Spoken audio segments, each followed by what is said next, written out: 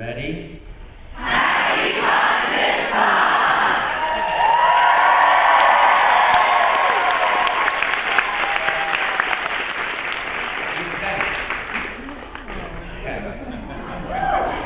No idea the kind of hot water that's coming out. Awesome. All right, let's take some actual formal questions because I'm just going to babble on for 30 seconds. Who has a question? Yes, you have a question. If you could have been any character in the Lord of the Rings movies that you want to be, besides Tom, I became one with the character. Well, when Nikki Mirish, my agent at William Morris, sent over the sides and said you have to have a flawless British accent by Tuesday, her words, and I got it, and I thought, God, this is amazing. This is epic. I mean, it's huge. 3 movies and new lines from all 3 movies. This is big. And then I thought, you know, okay, so she sees me as this character, and I read it, and it's like the roly-poly fat little hobbit character. And I'm like, well, what else could I have played? And I'm looking through the character, and I'm like, Strider, he looks cool.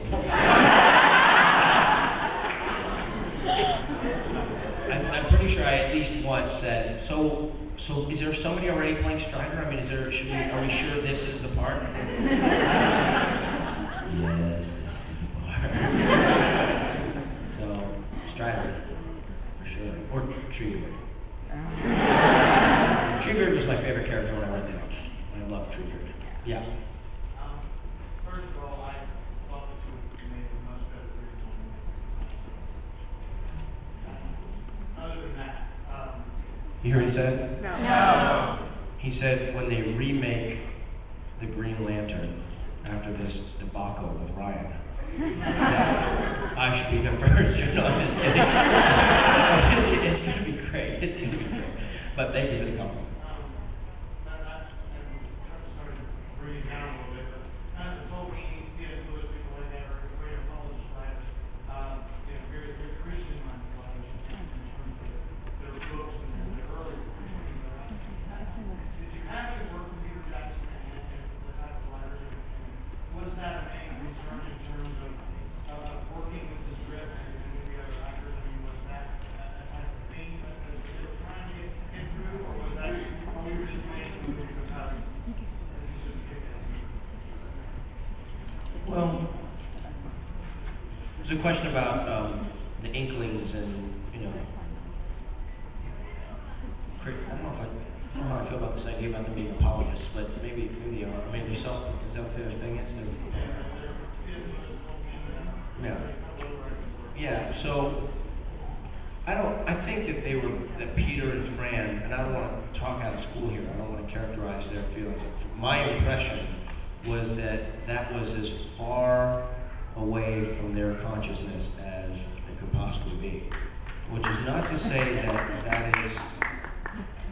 that they were not aware of, I mean, first of all, the story, if you understand the story, it carries with it incredible moral and ethical, themes, or, it's a treatise on, fighting evil outside and inside. So, I think, Christianity is one of the great religions who deal with these themes. And I think they were very respectful of Tolkien and Tolkien's faith, and I think they would have been perfectly conversant in those. I'm sure they would have read all of his writings. A lot of people read and knew a lot about the history of that of Tolkien's, not just his faith, but his personal biography and his letters and what he was trying to accomplish, both as a philologist and as a I guess a philosopher, really. But there was a distinct feeling in my mind that all of the religious allusions were allowed to exist in their own space, but not in the primary focus of the filmmakers. And I know that when the 9/11 happened, and they wrote after 9/11 the scene of Sam and Gollum and Frodo in Osgiliath, where they're talking about there's some good left in the world and it's worth fighting for. And, great stuff. That was in direct response. They wouldn't have found that stuff out of the book in direct response to the 9/11 events and what happened in global consciousness at that point. So yeah, I mean, and then there was one scene in the Two Towers where they've got the is Helm's Deep the one with the elves come and yeah, right, and then that terrorist bomber kind of comes in and blows up the bridge. Yeah, Peter said he didn't even think about that when they were filming it. So, you know, you can't escape that stuff. But in terms of the business of the church and the history of the church and the church's relationship to other churches and all of the facts of history, I think that was like sublimated on purpose. I think. But you might have dinner with them and find something different. Yeah. The book ends with Samwise looking at his wife and saying, "Well, I'm home," which I thought was a great way to end such an epic book. You know, just such to say, did you enjoy? I know you must have enjoyed the scenes that your daughter was there.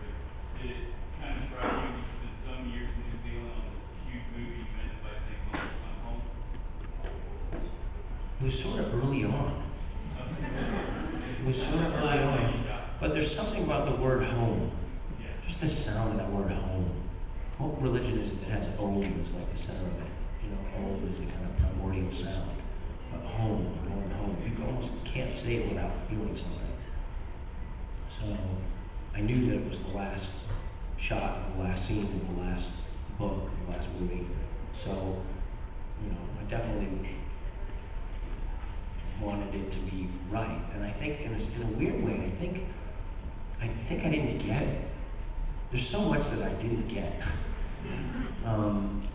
I think I wanted it to be more impactful. Not that it wasn't, but in the feeling, like I wanted to make sure that I was doing what was supposed to be done, and you know, Peter's attitude during it was that it was just a very simple thing to shoot. You know, you're home. I'm home, and he carries that feeling with it. So. You know, hobbits are amazing. We've always talked about how they're always in the present. You know, if they're crying, they're really sad. If they're happy, they're really happy. You know, and that can happen 2 seconds apart from each other. But they make that transition, and that's who they are. So, you know, the fact that Sam carries the weight of that experience with him, and that responsibility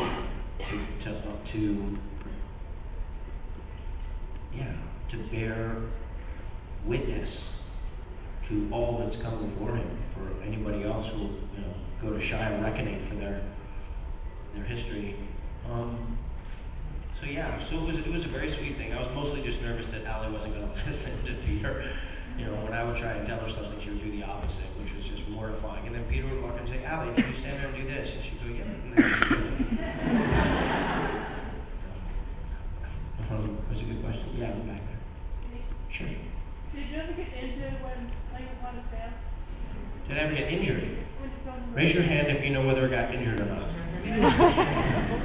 It's sort of a thing. One that I don't know if a lot of people know about is I was in Rivendell one day. And as you are, as you will, as you do. You know how they did Rivendell? They actually built the set like in this national park, and then they had all the, you know, greenery stuff planted and allowed it the months it needed for all the greenery to grow in it, and then they went back and groomed it so that it really was kind of a part of the landscape. So I was off to the side. I had my Lord of the Rings Bible with me, not to whatever, but you know, the big thick one with the Alan Lee sketch on the front room with the black gates and everything. So and I sat down, and Tammy, who's one of the many Weta workshop artists who would paint our feet and do all that kind of great stuff, she came and sat down next to me, and they were filming a scene, I think, with Liv and whoever it was over in the other pagoda or whatever, another elven setting, and a light breeze kicked up, and this loom, you know, this object of weaving, a loom, which was massive, wooden, you know, with kind of an oak bar across the top and the little, which was a piece of set decoration and was very ornate on these two, would stand up on these two kind of points on either side. This wind kicked up and blew it over. He knocked me out cold. So I kind of remember the sound of it, and it was like a cricket bat on a hollow log. And my chin was like kind of down in the middle of my chest, and my neck really hurt. And I'm like, whoa. And all the people were like, from me to where the back of the room is, and then like I heard that sound, and the next thing I knew, they were right there lifting it off of me. And I think I took the brunt of it, hopefully. I don't think Tammy got hurt at all. But anyhow, they were like, well, are you okay? Do you need to go to the doctor? And I was like, I don't know, I think I might be all right, I don't know. And the bruise on the back of the head was growing so much that the wig, with the wig lace that they glued on there, was starting to, so it was kind of going like that. So I did one shot that was sort of a shot they had set up for it, and then I said maybe I better go and, get it looked at or whatever, get an MRI or whatever. So I went there. Vigo's thought was, he must have been having impure thoughts.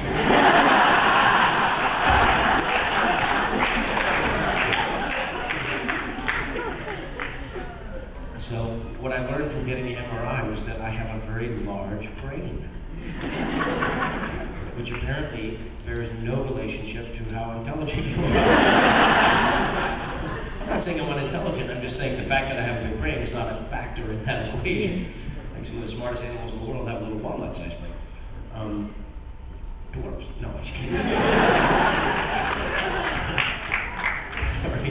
So, anyhow, and then everybody knows the story about when the glass went through my foot, and all the 1,000 little shocks that was, on the phone there. Hi, I'm the lady that showed you the picture at the premiere last night. Yeah, I remember that. Nice to see you. In my white, dapper suit. Yes. Dang, I look good at the New Zealand premiere of the third movie. Go ahead.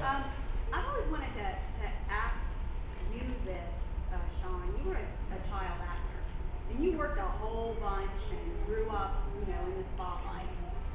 Why is it that you're not screwed up?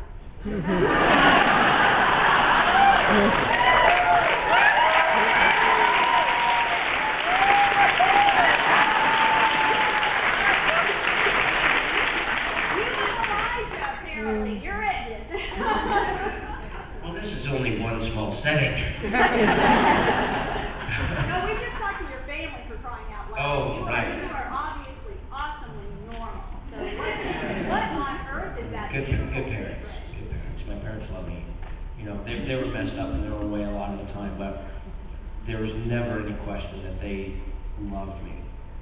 And that is, I think, really, you need food, shelter, clothing, healthcare and a good education aren't such a bad